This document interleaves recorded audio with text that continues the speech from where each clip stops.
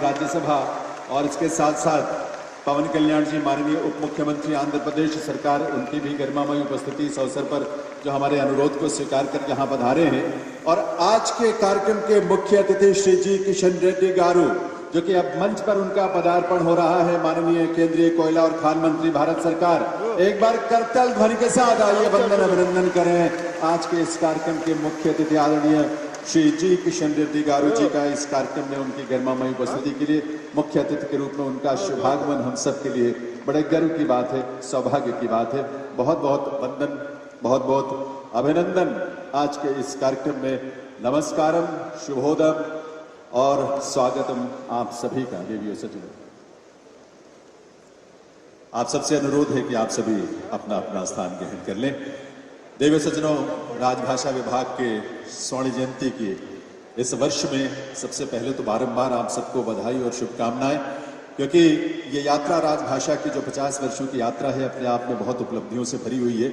और बीते 11 वर्षों में राजभाषा विभाग ने जिस तरह से हिंदी को और भारतीय भाषाओं को साथ लेकर ये यात्रा आरंभ करने का एक विजन माननीय प्रधानमंत्री महोदय के नेतृत्व में दिया है, वो अपने आप में हम सब के लिए बहुत महत्वपूर्ण है। और इस दक्षिण संवाद में उसी श्रृंखला में आयोजन है हैदराबाद में ऐतिहासिक धरा पर, जिसमें आदरणीय जी किशन रेड्डी जी माननीय केंद्रीय कोयला और खान मंत्री, उनकी गरिमामयी उपस्थिति है। इसके अलावा विशिष्ट अतिथि के रूप में श्री हरवंश जी माननीय उपसभापति राज्यसभा, पवन कल्याण जी माननीय उप मुख्यमंत्री आंध्र प्रदेश सरकार, प्रोफेसर माणिक्यांबा हिंदी शिक्षाविद तेलंगाना की, उनकी भी गरिमामयी उपस्थिति है। प्रोफेसर अनंत कृष्णन जी हिंदी शिक्षाविद तेलंगाना, साथ ही मंच पर श्रीमती अंशुली आर्य जी सचिव राजभाषा विभाग भारत सरकार और डॉक्टर मीनाक्षी जोली जी संयुक्त सचिव राजभाषा विभाग। इन सभी विशिष्ट अतिथियों का आप सबका एक बार वंदन अभिनंदन आप सबके करतल ध्वनि के साथ देवियों सज्जन।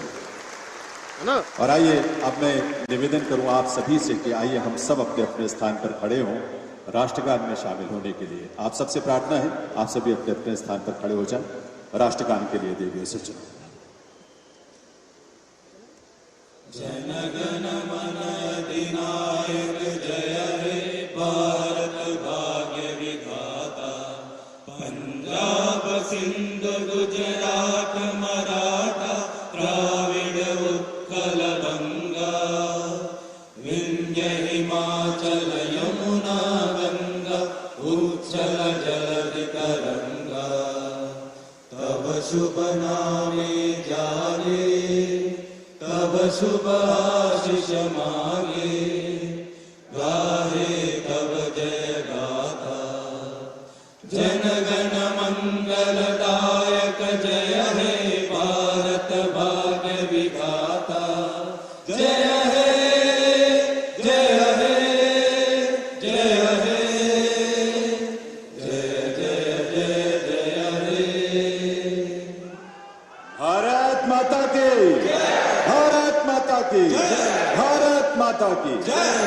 बहुत बहुत आभार आप सभी का। निवेदन आप सभी से अपना अपना स्थान ग्रहण करें। भाषा हम सबके जीवन में संस्कारों की लौ प्रज्वलित करती है, हम सबको रोशनी देती है, राह दिखाती है। भावनाओं के अभिव्यक्ति के माध्यम से समाज को, देश को, व्यक्तियों को एक दूसरे के साथ जोड़ती है। ऐसी भाषा हम सबकी भाषाएं इसी भाव के अभिव्यक्त करती हैं, सभी भारतीय भाषाएं, और सबके कल्याण की कामना के साथ, सबके सुख और सबकी समृद्धि की कामना के साथ। इसीलिए कार्यक्रम के आरंभ में आप दीप प्रज्वलन का समय है देवियों सज्जनों। और इसीलिए मैं आज के मुख्य अतिथि श्री जी किशन रेड्डी जी माननीय केंद्रीय कोयला और खान मंत्री, और उनके साथ साथ विशिष्ट अतिथि आदरणीय हरवंश जी माननीय उपसभापति राज्यसभा, श्री पवन कल्याण जी माननीय उप मुख्यमंत्री आंध्र प्रदेश सरकार, और सभी गणमान्य विभूतियों से जो मंचासीन हैं, उनसे निवेदन करूंगा कि वे अपने कर कमलों से दीप प्रज्वलन के लिए पधारें। सबके सुख की, सबके आनंद की, देश की समृद्धि और विकास की कामना इस रूप में हम करेंगे, और हम सब, आप सब उसी भाव के साथ इसमें शामिल हैं।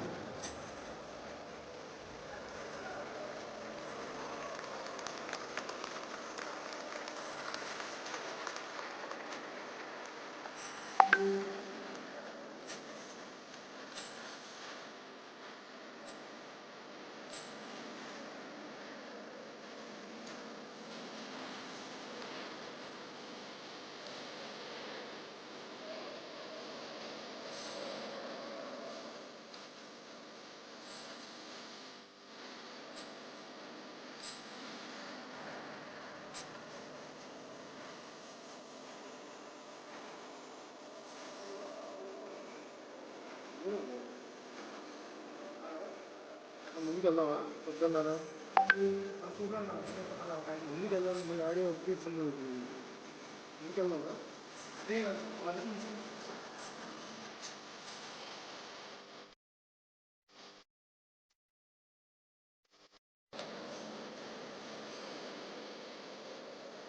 बहुत बहुत आभार माननीय मुख्य अतिथि और सभी मंचासीन विभूतियों का, जिन्होंने एक सकारात्मक ऊर्जा का स्पंदन और संचार हम सबके भीतर किया है इस दीप प्रज्वलन के माध्यम से।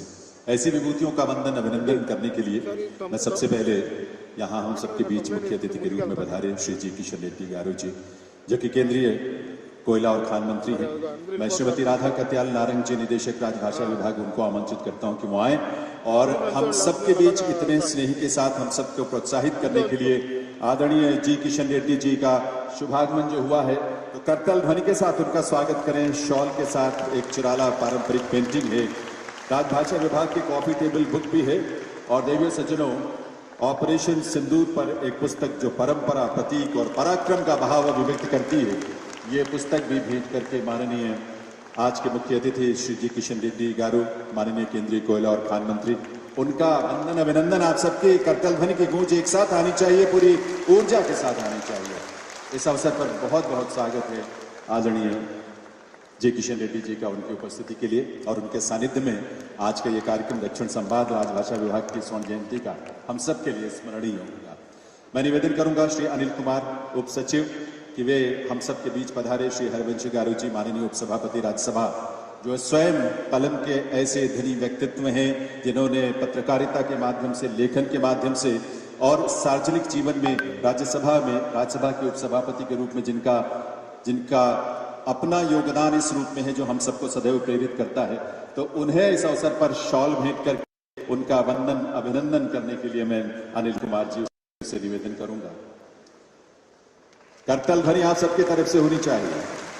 शॉल, इसके अलावा एक पेंटिंग है जो यहाँ की अपनी पहचान चिराला पेंटिंग के रूप में है।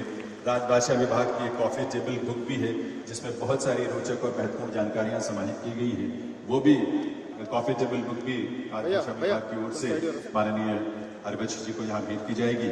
और ऑपरेशन सिंदूर पर वो पुस्तक परंपरा, प्रतीक और पराक्रम, इस भाव की अभिव्यक्ति जो हम सबको गर्व से भर देती है, गौरवानुभूति कराती है, ऐसी पुस्तक भी भेंट की जा रही है।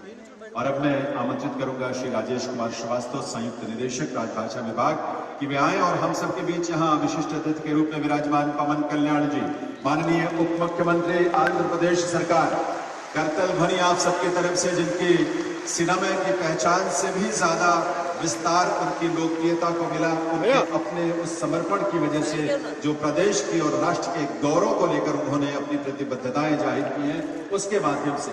तो ऐसी विभूति पवन कल्याण जी का, माननीय उप मुख्यमंत्री महोदय का यहाँ बहुत बहुत स्वागत, पवन कल्याण गारू जी, और आज के इस कार्यक्रम में उनकी उपस्थिति के लिए मैं निवेदन करूंगा कुमारपाल शर्मा जी, संयुक्त निदेशक राजभाषा विभाग, की वे आए और प्रोफेसर माणिक्यांबा, हिंदी शिक्षाविद तेलंगाना से, जिन्होंने जो हिंदी विद्वान के रूप में जिनकी पहचान है, अनुवादक और शिक्षिका के रूप में महत्वपूर्ण योगदान है। करताल ध्वनि आप सबकी तरफ से प्रोफेसर माणिक्यांबा जी के लिए, जिनके योगदान को हम नमन करते हैं और जिनका योगदान और व्यक्तित्व और शिक्षा के प्रति, साहित्य के प्रति, हिंदी के प्रति उनका लगाव बहुत ही अनुकरणीय है और प्रेरणा भी हम सबको मिलती है उससे। तो बहुत बहुत स्वागत, अभिनंदन प्रोफेसर माणिक्यांबा गारू का, हिंदी शिक्षाविद तेलंगाना। और अब मैं आमंत्रित करूंगा मंच पर रघुवीर शर्मा जी। इस सम्मान के बाद अगला जो सम्मान होगा उसके लिए मैं रघुवीर जी को आमंत्रित करूंगा, लेकिन अभी प्रोफेसर माणिक्यांबा जी का बहुत बहुत अभिनंदन, वंदन, स्वागत इस अवसर पर।